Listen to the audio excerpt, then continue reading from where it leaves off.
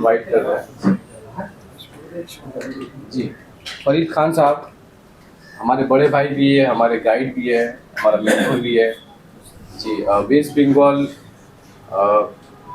Minority के vice president है, minority federation के पोस्ट होल्डर। हम लोग के लिए बहुत खुशी की बात है, जब हम लोग प्रोग्राम करते हैं तो सबको याद कर लेते हैं कि हम लोग हौसला अफजाई होते हैं जी। और हम लोग अपनी तरफ से एक डायरी हम लोग 2026 की दे रहे सर। एक मोमेंट पे सर, सर 2 लाइन अगर अपने ख्यालात का इजहार कर दो। नमस्कार।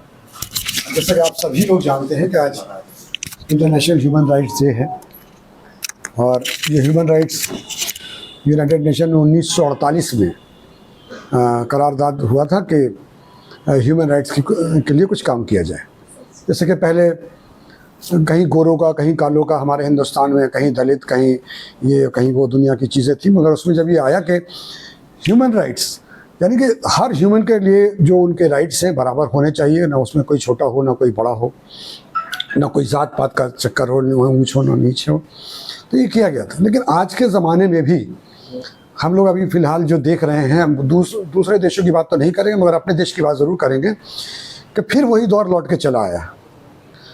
हमारे अधिकारों का हनन किया जा रहा है न। अभी हर यूनिवर्सिटी से लेके बड़े बड़े कोर्ट से लेके जहाँ तक भी देखिए आरएसएस के लोगों ने अपने लोगों को बैठा दिया है, और जहाँ पर वो लोग सिर्फ अपने लोगों के ही काम कर रहे हैं। और उन लोगों का जो काम था, जो मनुस्मृति आप लोगों ने पढ़ी होगी, अब तो मिलती भी नहीं किताब वो कि उसको सही से पढ़ा जाए, उन्होंने सभी लोगों के अधिकारों का हनन करने का ही काम किया।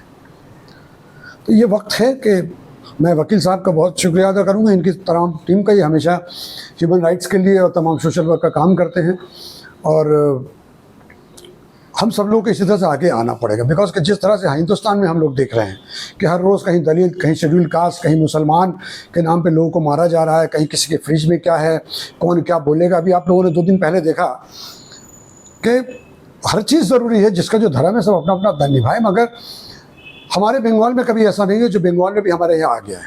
एक पैटिस वाला, वो पैटिस बिक्री करो तो हम लोग बचपन से मैदान में जाके खेलते हैं, फुटबॉल खेलते हैं, क्रिकेट खेलते हैं, अपने लोग 10-15 लोग मिल के जाके खेलते रहते थे। बचपन से देखते तो कोई डोसा लेके आ रहा है, कोई पैटिस लेके आ रहा है, कोई कुछ लेके आ रहा है, हम लोग बैठ के खाते थे। और उससे पूछा गया क्या पैटिस है, मुझे चिकन पैटिस है, बस उसको मारना चालू कर दिया। और जहाँ फिर पूछा गया उसका नाम क्या है, जब उसने नाम बताया तो फिर उसको और बुरी तरीके से मारा गया, सारा डिब्बा तोड़ दिया गया, सब कुछ है। तो ये कहीं ना कहीं ये हवा हमारे बंगाल में भी आ पहुंची है, और लोग यही सोचते हैं कि चलो हटाओ, मेरा क्या होगा, वहाँ पर हो रहा है। तो मैं उन लोगों से ये कहना चाहता हूँ कि कल तक जो चीज़ दूर तक होती थी अब अपने करीब आने लगी है। तो कब तक अब बैठकर हम लोग इंतज़ार करेंगे? इसका प्रतिवाद हम सबको करना चाहिए। प्रतिवाद बहुत ज़रूरी है, बिकॉज के खामोशी भी किसी तरह का एक्सेप्टेंस होता है जुल्म का। अगर कोई जुल्म कर रहा है और हम खामोश बैठे हैं कि चलो मेरे पास तो नहीं है, तो उत्तर प्रदेश में हो रहा है, मध्य प्रदेश में हो रहा है, लेकिन वो आँच हम तक ज़रूर आएगी। इसलिए प्रतिवाद करना हम सबको ज़रूरी है। और क्यों ना आज के ही दिन हम सब ये अहद करें, और वकील साहब का शुक्रिया अदा करें। टीचर भी हैं, सम्मानित व्यक्ति हैं कि हमेशा इन सब चीज़ों में वो आगे बढ़ते रहते हैं, तो इनका ही मैं शुक्रिया अदा करूँगा। और मैं सभी लोगों से ये इल्तिजा करूँगा कि अब जाग जाइए, आपको अधिकार दिए गए हैं, आपके अधिकार छीने जा रहे हैं, तो जो आपको अधिकार दिए गए हैं उनको छीनने मत दीजिए। उनके लिए अगर ज़रूरत पड़े तो जोर का प्रतिवाद कीजिए। बस यही बात करके मैं अपनी बात खत्म करता हूँ। नमस्कार, खुदा हाफ़िज़। हम लोगों के लिए गुड लक है कि वेस्ट बंगाल में हमारी सेकुलर हुकूमत है, ममता बनर्जी की। तो सेकुलर हुकूमत के दरमियान में अभी देखा जा रहा है कि गुज़श्ता कई सालों से हमारे सेकुलर हुकूमत जो है उसी के दरमियान में अभी फ़िरका परस्ती बहुत ज़्यादा बढ़ रही है, कम्युनल फीलिंग ज़्यादा बढ़ रही है बंगाल में, कलकत्ता में। इसके मुतालिक आप क्या कहेंगे? देखिए, वही मैंने बताया ना कि जब तक दूर होता है तो हम लोगों को लगता है कि हम तक कुछ नहीं हुआ है, लेकिन इस तरह की ताकतें हमेशा जो डिस्टर्बेंस फैलाने का जो काम करना चाहती हैं वो मौका खोज के निकाल ही लेती हैं। तो वो लोग ये मौका खोज रहे हैं कि किस तरह से बंगाल के जो सेकुलर माइंड के लोग हैं, चाहे वो हिंदू हो या मुसलमान हो, हर तरह के लोग, हर तरह के यहाँ पर लोग हैं, वो उनमें बीच में घुसकर ये चीज़ फैलाना चाहते हैं। लेकिन यहाँ की हुकूमत जो हिंदू और मुसलमान को अलग नज़र से नहीं देखती, सबको एक निगाह से देखती है। वो हर मुमकिन कोशिश करती है कि हम सब प्यार से मिल कर रहें। और हमारे जो यहाँ के मुख्यमंत्री ममता बनर्जी हैं, उन्होंने भी कहा कि किसी को घबराने की ज़रूरत नहीं है, मैं हूँ।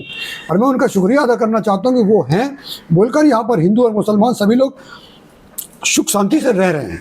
एक तो हादसा होते ही रहते हैं और उसको होते हैं तो उनको सख्ती से निपटा जाता है। और मुझे खुशी है कि ये जो अभी मैदान में जो हुआ है, इसमें हमारे एक हिंदू भाई ने कोर्ट में केस कर लिया। यही हमारे बंगाल की खूबसूरती है कि यहाँ पर कोई हिंदू और मुसलमान नहीं दिखता है। मार खाने वाला ज़रूर मुसलमान था, मारने वाला ज़रूर कोई आरएसएस का कोई गुंडा था, मगर मुसलमानों ने आवाज़ नहीं उठाई। हमारे एक हिंदू भाई ने जो वकील, उन्होंने जाकर कोर्ट में केस उठाया। इसीलिए हमारे बंगाल में किसी को डरने की, इतनी सोचने की ज़रूरत नहीं है। हमारे बंगाल में मुसलमानों के मुहाफ़िज़ हिंदू भाई हैं और हमारे हिंदू भाई के मुहाफ़िज़ मुसलमान भाई हैं। यही हमारे बंगाल की खूबसूरती है। ये बंगाल रविंद्रनाथ टैगोर का बंगाल है, ये बंगाल रामकृष्ण परमहंस का बंगाल है, ये बंगाल नज़रुल इस्लाम का बंगाल है। इसलिए यहाँ पर किसी को डरने की ज़रूरत नहीं है और यहाँ सब सुख शांति से रहेंगे। लेकिन जहाँ पर भी ऐसा कुछ हो, प्रतिवाद ज़रूर करना चाहिए और हम प्रतिवाद करेंगे। सर, ये जो वाकया पेश आया, पेस्ट्री वाला वाकया मारपीट का, तो क्या हमारी सेकुलर हुकूमत के अरकान ने उसके खिलाफ FIR किया उन दंगाइयों के खिलाफ? जी, FIR हुआ है, 1-2 आदमी अरेस्ट भी हुआ है और मेरे ख्याल से 2-1 आदमी और अरेस्ट होगा। वही मैंने आपको बताया ना कि वो FIR भी किसने कराया, मेरे एक हिंदू भाई ने कराया।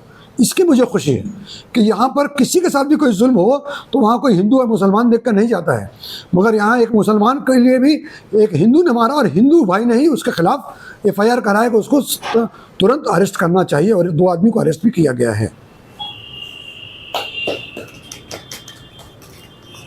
और हम लोग अपने PDHRI की तरफ से उनको एक मोमेंटो दे रहे हैं।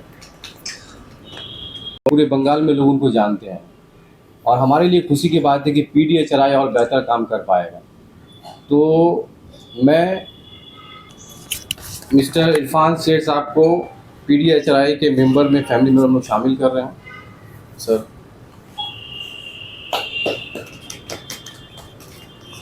और हम लोग अपने PDHRI की तरफ से उनको एक मोमेंटो दे रहे हैं।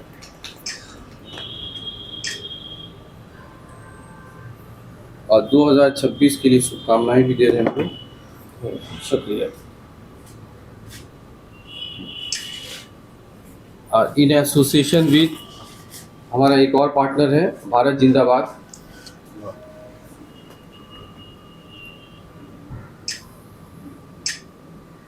मैं चाहूँगा सर अपने 2 मिनट अपने ख्यालात, अपने जज्बात का इजहार करें सर। हम लोग जो फैमिली में आगे कैसा लगे? बहुत खुशी की बात है कि आप लोगों ने आज 10 दिसंबर international day of human rights and protection of human rights को लेके आप लोगों ने एक प्रोग्राम किया है। और मैं तो समझता हूँ कि violation of human rights he main मुद्दा आज के ज़माने में हर दुनिया में हर जगह देखा जा रहा है कि ह्यूमन राइट्स को, जो इंसान जो पैदा होता है तो वो कुछ हुकूक, कुछ हक लेके पैदा, कुछ राइट्स लेके पैदा होता है। उसकी ह्यूमैनिटेरियन राइट्स के लिए एक कानून बनाया गया हर मुल्कों में। तो आज हमारे मुल्क में भी जो कानून बना है, जो संविधान हमारा, इसको दस्तूर हिंद कहते हैं, वो कानून इसलिए बनाया गया है कि हर एक इंसान जो पैदा होता है उसकी जो अपनी फंडामेंटल ह्यूमन राइट जो है, उसका जो हुकूक है, उसको पूरा का पूरा मिले और वो अपनी उस हुकूक के साथ, उस राइट्स के साथ अपनी ज़िंदगी गुजारे। लेकिन अफसोस के साथ कहना पड़ता है कि इस ज़माने में कुछ तो बैड डर्टी पॉलिटिक्स को लेके ऐसा होता है कि वायलेशन हर जगह, यानी औरतों के साथ भी, बच्चों के साथ भी और पुरुषों के साथ भी वायलेशन ह्यूमन राइट्स होता है। जो उनका राइट है, राइट टू लिव, जिसको कहते हैं रोटी, कपड़ा और मकान, हर आदमी जो पैदा होता है इंसान इस दुनिया में, उसका जो हक है उसको नहीं मिलता है, उसको डिप्राइव किया जाता है उसके हक से। तो आज ये खुशी की बात है कि हमारे मोहम्मद वकील साहब जो है और उनके साथ जो उनके टीम मेंबर्स हैं, इन लोगों ने इस चीज़ को ज़िंदा रखा है। ये हमें बताने की कोशिश करते हैं, यानी कि सारे दुनिया के लोगों को, मुल्क के लोगों को, कि देखो हम लोग एक ह्यूमन राइट्स डे के नाम से एक दिन बनाया जाता है जिसमें हम लोग इसको याद करना है कि हमारा हक क्या है, हमारा फंडामेंटल राइट क्या है, हमारा राइट वायलेशन तो नहीं हो रहा है। अगर वायलेशन हो रहा है तो उसके लिए सारे लोग आवाज़ उठा रहे हैं कि नहीं उठा रहे हैं। तो असल यही मकसद है।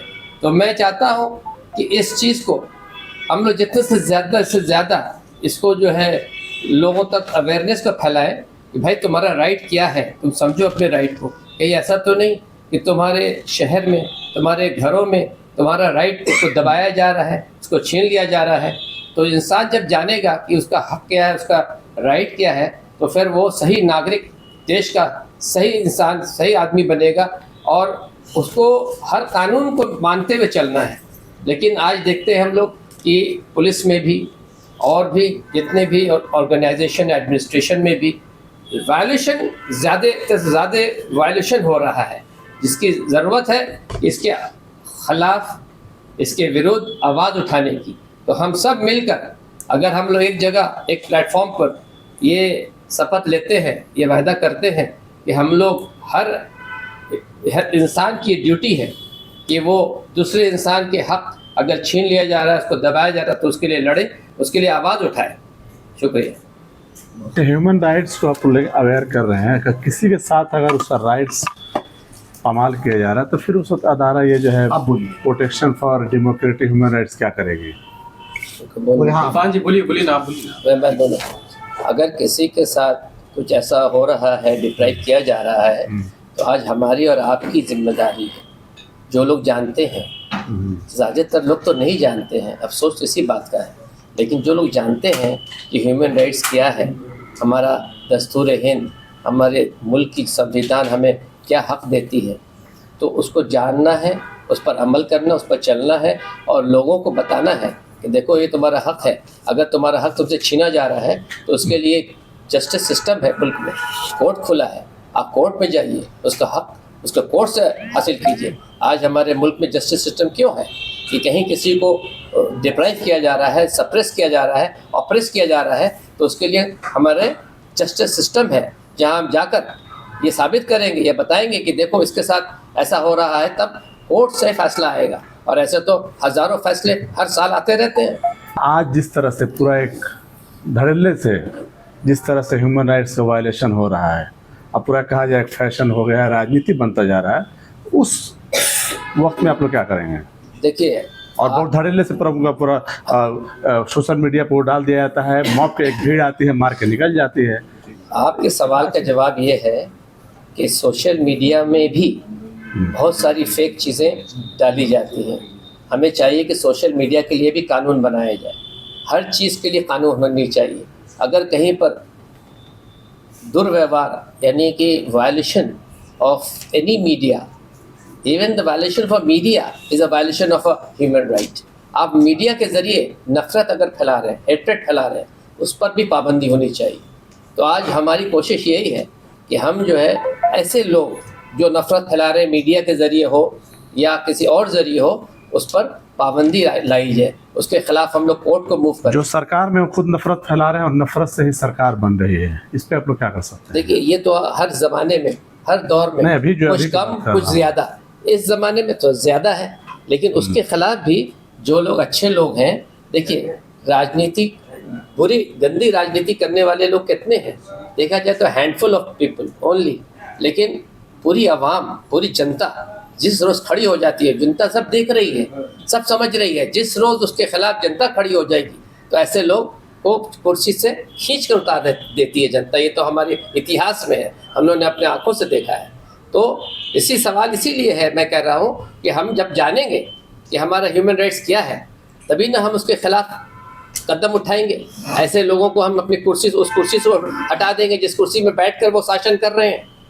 ठीक, बताइए आपके बारे में। जैसा कि सर ने ऑलरेडी कहा ह्यूमन राइट्स के बारे में कि हर किसी को ह्यूमन राइट्स के बारे में ज़रूर जानना चाहिए, क्योंकि लाइफ एक युद्ध है और युद्ध में कहीं ना कहीं से आपके ऊपर आज नहीं तो कल आक्रमण होना तय है। और युद्ध में आप ये नहीं कह सकते कि मुझे तलवार चलाना नहीं आता, मुझे ये नहीं आता। ये हर किसी की पर्सनल जिम्मेदारी आज के समय में बन चुकी है, क्योंकि आज के डेट में अब ब्लड रिलेशन भी नहीं पाया जाता है। चारों तरफ ये चैलेंजेस, ये इशू है। तो हर किसी को एक बेसिक ह्यूमन राइट्स के बारे में तो आइडिया होना चाहिए कि जिससे वो फाइट कर सके, क्योंकि जब आपके लाइफ में चैलेंजेस आता है तब आप इधर उधर भागते हैं और आपको कुछ पता नहीं होता। और ह्यूमन राइट्स के साथ साथ एक राइट्स और भी लोगों को पता होना चाहिए कि जो ऊपर वाले ने, ईशा ताला ने हम लोगों को बनाया है, कहीं ना कहीं वो कुछ ताकत भी हम लोगों के अंदर दिया है, वो हम लोगों का दिल और दिमाग है। Since I am educationist, I am a memory athlete and I am into memorisation. So आज हमारा जो कभी कभी एजुकेशन सिस्टम जो है कि operation was successful but patient died. लोग डिग्री ले रहे हैं, ग्रेजुएट ले रहे हैं, सब कुछ हो जा रहा है, बट ये है कि उनको कुछ याद नहीं होता। तो इसके साथ साथ ये भी एक लोगों को आइडिया होना चाहिए कि आज दुनिया इतना डेवलप कर चुका है कि आसानी से आप कुछ भी याद कर सकते हैं और कुछ भी पढ़ के आसानी से जब चाहे तब रिकॉल कर सकते हैं। Because I have associated with many school, college, international IAS academy में मैं ट्रेनिंग देता हूँ और लोगों को याद करने की तकनीक सिखाता हूँ। लास्ट ईयर मैंने इंडिया को रिप्रेजेंट किया वर्ल्ड मेमोरी चैम्पियनशिप के लिए। मेरे 3 से 4 स्टूडेंट वर्ल्ड रिकॉर्ड होल्डर हैं, 8 से 10 student India book of record holder. 2023 में एक हमारे बहुत अच्छे फ्रेंड हैं, वो उनका सिलेक्शन IPS में। तो इसमें भी लोगों को अपने राइट्स के बारे में जानना चाहिए कि अभी दुनिया में क्या क्या डेवलपमेंट हो रहा है। ये सिर्फ मैं नहीं बल्कि आप भी जुड़े हुए हैं इससे। सिर्फ मेरा ये एक क्षमा का मामला नहीं है, यहाँ पे जितने सारे हमारे पत्रकार बंधु हैं कहीं ना कहीं ह्यूमन राइट्स से जुड़े हुए हैं। आज हम लोग वर्ल्ड ह्यूमन राइट्स डे मना रहे हैं, मगर आज हमारे दरमियान में ह्यूमन राइट्स एक मजाक बनकर रह गया है। हकीकत यही है। आप देखें कि जिस तरह से टेक्निकल या फिर जिस तरह से टेक्निकी चीज़ जो है वो आगे की तरफ आ रहा है, हम इतना ही ज़्यादा हम इसके ये होते जा रहे हैं, उतना ही ज़्यादा इसका बुरे असरात हमारे ह्यूमन राइट्स पर पड़ रहा है। यानी ह्यूमन राइट्स पूरे तौर पर पामाल किया जा रहा है। आप शर्जील का मामला से लेकर के उमर खालिद तक का देखिए, आज दिल्ली का मामला देखिए कि दिल्ली में किस तरह से वो भी एक ह्यूमन राइट्स के मातहत ही आता है, जहाँ पे एटमॉस्फेयर और ग्लोबल वार्मिंग जिस तरह से हो रहा है, लोगों को सांस लेने में दिक्कत हो रही है। ह्यूमन राइट्स का मतलब ही होता है कि इंसानी हुकूक दिया जाए, मगर आज इंसानी हुकूक कितना मिल रहा है हम लोगों को। इंसानी हुकूक की अगर बात करें तो हम इस पर भी हम जहाँ पे सदन में दिल्ली के मामला पर बहस होनी चाहिए, आज हम मामला वहाँ पे वंदे मातरम पर बहस कर रहे हैं, 10 घंटे का बहस हो रहा है। तो ये पूरे तौर पर ह्यूमन राइट्स का एक वॉल्यूशन पूरे तौर पर देखने को मिला। आप भी समझिए, आप भी पत्रकार हैं, अभी आपने एक बात उठाई कि शर्जील इमाम और उमर खालिद के साथ, ये बल्कि पूरा वर्ल्ड जो है, बल्कि न्यूयॉर्क टाइम में कई बार आर्टिकल छपे हैं और ये बहुत बड़ा मिसाल है। तो ये एकदम खुलेआम जो है, अभी तक उनका वो जो उमर खालिद का जो है वो कहा जाए कि दोस्त भी साबित नहीं हुआ है और वो जेल में है। तो इस पर आप क्या कहना चाहेंगे? और जो उनके साथ में तय नहीं है कुमार, और भी लोग थे आराम से पॉलिटिक्स में है और अपने अच्छे से ज़िंदगी गुजार रहे हैं, और उमर खालिद जो है जेल के सलाखों के पीछे हैं। तो इस वक्त में ह्यूमन राइट्स का अब और कितना धज्जियाँ उड़ाया जाएगा, इस पर क्या कहना चाहेंगे? बहुत अच्छा सवाल किए हैं, क्योंकि सवाल अक्सर मैं पूछती रही हूँ। सवाल आपका बहुत अच्छा है। आप देखिए कि ह्यूमन राइट्स हमें हक देता है कि हम इंसान को जीने का हक दें, मगर यहाँ पे राजनीति इस कदर चरम सीमा पर है। हिंदू मुस्लिम की जो राजनीति के द्वारा जो हिंदुस्तान के माहौल को जो ख़राब किया जा रहा है, एक समुदाय को टारगेट बनाना, जबकि ह्यूमन राइट्स हमें इस चीज़ का हक देता है कि किसी को आप ज़बरन किसी के मजहबी ये से रवादारी से नहीं जोड़ सकते, किसी को मजहब की आड़ में आप किसी पर हमला नहीं कर सकते। हर इंसान को जीने का हक है, चाहे वो किसी भी धर्म से ताल्लुक़ रखता हो। मगर आज जो शर्जील इमाम और उमर खालिद की हमने बात कही, एक बेगुनाह को जेल भेजा जा रहा है। यहाँ सिर्फ शर्जील इमाम और उमर खालिद जैसे लोग नहीं हैं, बेशुमार ऐसे हमारे हिंदू भाई भी हैं, मगर यहाँ पे आज के दौर में जो देश में जो देखा जा रहा है, वहाँ सिर्फ एक समुदाय को टारगेट बनाया जा रहा है। तो क्या ये ह्यूमन ये नहीं है, वायलेंस नहीं किया जा रहा है? एक समुदाय को टारगेट किया जा रहा है, पोलराइज किया जा रहा है, ध्रुवीकरण किया जा रहा है, आराम से वोट मिल जा रहा है। एक आप जर्नलिस्ट से सवाल करना चाहेंगे, जो भी कोई जर्नलिस्ट है, सीनियर जर्नलिस्ट जैसे रवीश कुमार, प्रसून बाजपेयी या विशाल शर्मा, ढेर सारे फहरिस्त हैं, जब ये अपने जो सरकार के खिलाफ में सच बात रखते हैं तो उनको जॉब से जो है फायर टर्मिनेट कर दिया जाता है। क्या ये ह्यूमन राइट्स के अंदर में नहीं आता है? आप देखिए ना, जो चौथा स्तंभ कहलाने वाला मीडिया है। यहाँ पे हमारे बहुत सारे महवेश भी हैं और भी दीगर ज़हीर भाई भी हैं, परवेज भाई हैं, जितने सारे आज जो एसी में बैठ कर के जो गोदी मीडिया है उन्हीं की बात सुनी जा रही है, जो सच पे सवाल उठा रहे हैं, जो सच बात कह रहे हैं, जो सत्ता से सवाल कर रहे हैं। आज उन्हें जेल के सलाखों के पीछे डाला जा रहा है, यूएपीए के तहत उस पर केस दर्ज किया जा रहा है। आप नेहा सिंह राठौर की बात कीजिए, अभिषार शर्मा की बात कीजिए, यहाँ सिर्फ रवीश कुमार जैसे लोग नहीं हैं, बेशुमार हमारे ऐसे पत्रकार हैं जिन पर जो सच पे सवाल उठा रहे हैं, उनकी आवाज़ को पूरे तौर पर दबाने की कोशिश की जा रही है। तो क्या यही है हमारे दरमियान ह्यूमन राइट्स? एक सबसे बड़ा सवाल, इसीलिए मैं स्टार्टिंग ही की कि ह्यूमन राइट्स आज पूरे तौर पर मजाक बन करके रह गया है। तो दरमियान में इरफान साहब है, जो कि हमेशा से देखा जाता है कि हर एक लोगों का सपोर्ट करते हुए नजर आते हैं। और ऐसे सबसे पहले myself MD Vakil, West Bengal state president, PDHRI युवा। Many thanks to our national president, ex national president doctor Pradeep Kumar Dubey ji, CICC member, ministry of defence, government of India. At present Rekha Dubey हमारी नेशनल प्रेसिडेंट है। Many thanks to all our post holder, to all members, all block committee, all district president, many thanks. Protection for democratic human rights of India. सवाल से पहले सबसे पहले मैं 2016 से PDHRI का मेंबर बना, फिर सेंट्रल कोलकाता का प्रेसिडेंट बना, फिर दुबे जी ने मुझको अपॉइंट किया। जो पुराने मीडिया के जो लोग हैं, चाहे सोशल मीडिया हो या स्टेट न्यूज़ हो, वो लोग जानते हैं। Many thanks to all social media, all stream media, many thanks. आज सबसे पहले कि बहुत खुशी की बात है कि हमारे PDHRI फैमिली में मिस्टर इरफान शेर, हम लोग के फैमिली में कि शेर साहब जुड़े हैं, टाइगर जी जुड़े हैं, तो ये हम लोग के लिए कॉन्फिडेंस बढ़ गया है।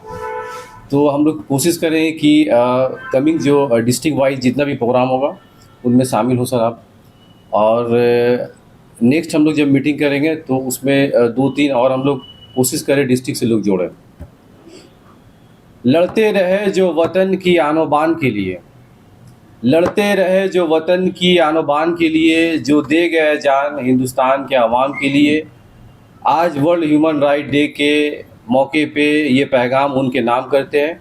भारत के तमाम फाइटर जो फंडामेंटल राइट का प्रोटेक्शन करते हैं, उनको सलाम करते हैं। वर्ल्ड ह्यूमन राइट डे के मौके पे 1947 से पहले जब भारत जो है अंग्रेज़ों का गुलाम था, भारत के लोग अंग्रेज़ के गुलाम थे, वहाँ कोई कॉन्स्टिट्यूशन ऑफ इंडिया नहीं था, फंडामेंटल राइट्स नहीं था, राइट टू इक्वालिटी नहीं था, राइट टू फ्रीडम नहीं था, राइट टू जस्टिस नहीं था, राइट टू लाइफ नहीं था, राइट टू एलिमेंट्री एजुकेशन नहीं था, फ्रीडम ऑफ रिलीजन भी शायद करीब नहीं था।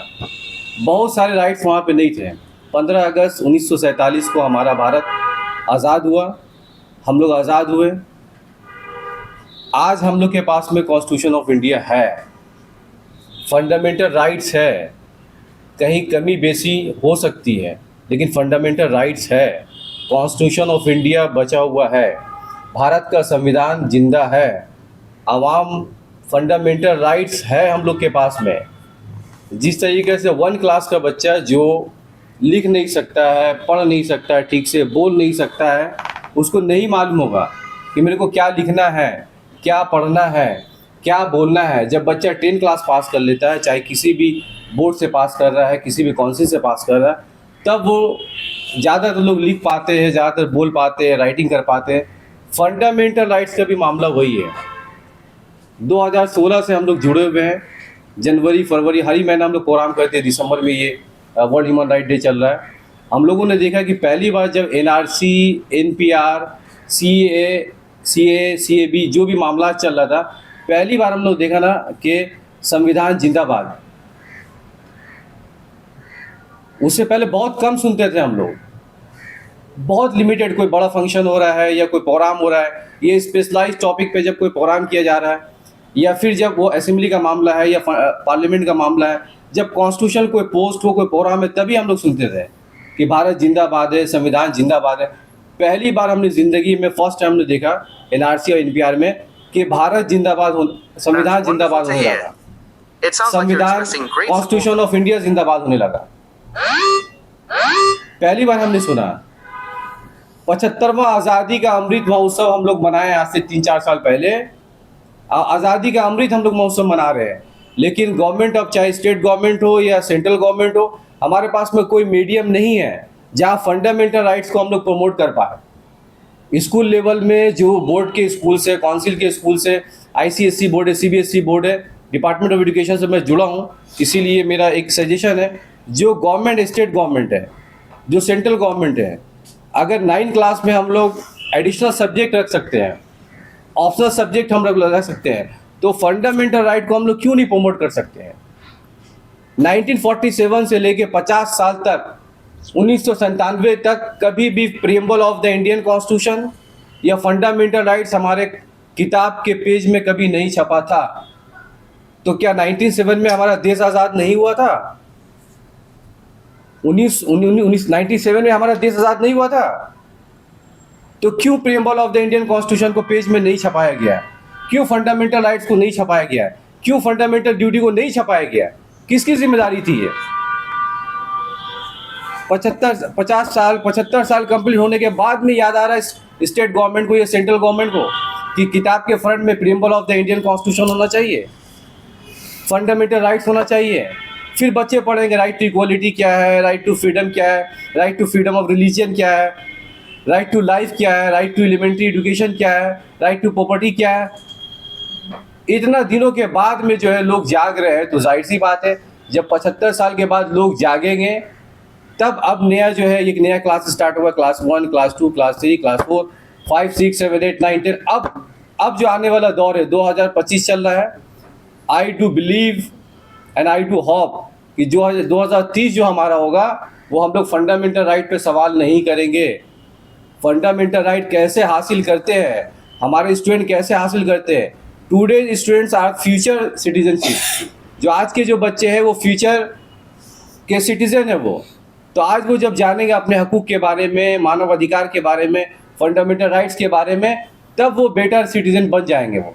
तो मैं ये उम्मीद करता हूँ हम लोग आज होप के लिए बैठे हुए, उम्मीद के लिए बैठे हुए कि आने वाला अगला 5 साल 2030 से फंडामेंटल राइट्स हमारे जो स्कूल के बच्चे, 9 क्लास के बच्चे, 12 क्लास के बच्चे, जो कॉलेज के स्टूडेंट हैं, यही बच्चे जब जानेंगे। एक ज़माने में 2001 में मैं 10 क्लास में था, तो फंडामेंटल राइट्स का, फंडामेंटल ड्यूटीज़ का नॉलेज नहीं था। 2025 में मैंने रीडिंग किया, पढ़ा, तो थोड़ा नॉलेज हुआ। जब पढ़े तब नॉलेज हुआ। तो आज के जो बच्चे, आज के जो स्टूडेंट हैं, कश्मीर से लेके कन्याकुमारी तक, आज वो पढ़ रहे हैं, 10 में है, 12 में है, या जो लोग पढ़ रहे हैं, जो लोग पढ़े लिखे लोग हैं, या नहीं भी पढ़े, तो अभी सोशल मीडिया का ज़माना हो गया है। गूगल में वीडियो में पूरा फंडामेंटल राइट्स आया, पढ़ने की ज़रूरत भी नहीं है, सुन भी सकते हैं हम लोग, सुन के भी याद कर सकते हैं, फंडामेंटल राइट सुन सकते हैं, फंडामेंटल ड्यूटी सुन सकते हैं। तो ये ऐसा उम्मीद करते हैं कि 2030 में हमारे जो बच्चे हैं, जब वो जानेंगे तो हम लोग बोल सकते हैं कि फंडामेंटल राइट जिंदाबाद, हमारा संविधान जिंदाबाद, इंडियन कॉन्स्टिट्यूशन जिंदाबाद, भारत के आवाम जिंदाबाद, हिंदू मुसलमान सिख ईसाई जिंदाबाद। Many many thanks. अच्छा, आज वो ह्यूमन राइट्स डे है और आज देख रहे हैं कि हमारे देश में किस तरह से ह्यूमन राइट्स का जो है पामाल किया जा रहा है, बल्कि इलेक्शन करीब आते आते और इसका धज्जियाँ उड़ा दिया जा रहा है। और इसके बारे में क्या कहना चाहेंगे? देखिए, ह्यूमन राइट आज से नहीं, ये सन 1948 से चल रहा है। ह्यूमन राइट ये है, जो भी है, बहुत से आपका है, क्या नाम है, परेशानियाँ आती है, घरेलू परेशानी आती है, मोहल्ले परेशानी आती है, ह्यूमन राइट मिलके को सोल्यूशन हल करते हैं। और इसी वजह से आज ह्यूमन राइट हर चाहो तो फैला, ये इंडिया में नहीं, ऑल ओवर वर्ल्ड में ये है ह्यूमन राइट। अब वकील साहब के बारे में क्या कहिए? ये तो एक जो है मतलब वेस्ट बंगाल के स्टेट प्रेसिडेंट है, इतने बड़े ह्यूमन राइट्स के। तो वकील साहब के बारे में आपका पर्सनल क्या? देखिए, वकील भाई से हमारा काफ़ी पुराना रिलेशन है जी, हमारे दोस्त भी है, हमारे साथी हैं माशाल्लाह। ये काफ़ी सोशल वर्क करते हैं, काफ़ी दिनों से करते हैं, हर प्रोग्राम में ये करते हैं। और ये इनका जो काबिल हिंदुस्तान अवार्ड है, protection of democratic human right of India का, ये प्रोग्राम भी किया। काफ़ी लोग आए माशाल्लाह, काफ़ी लोगों को काबिल अवार्ड भी दिया गया है। हमारे फरीद भाई आए थे, मुर्शिदाबाद लोग आए थे, बहुत से लोग आए थे। और ये वकील भाई एक स्कूल के टीचर भी हैं माशाल्लाह, और ये बहुत सामाजिक काम जुड़ रहते हैं और ये ग्राउंड लेवल काम करते हैं जी। इनका अल्हम्दुलिल्लाह काफ़ी चर्चा रहता है। ये ह्यूमन राइट को चाहते हैं और पूरे इंडिया में फैले। यही उम्मीद हुआ कि वकील भाई को अल्लाह ताला और तरक्की दिन रात तौफीक दे। भाई क्या नाम है बस मेरा।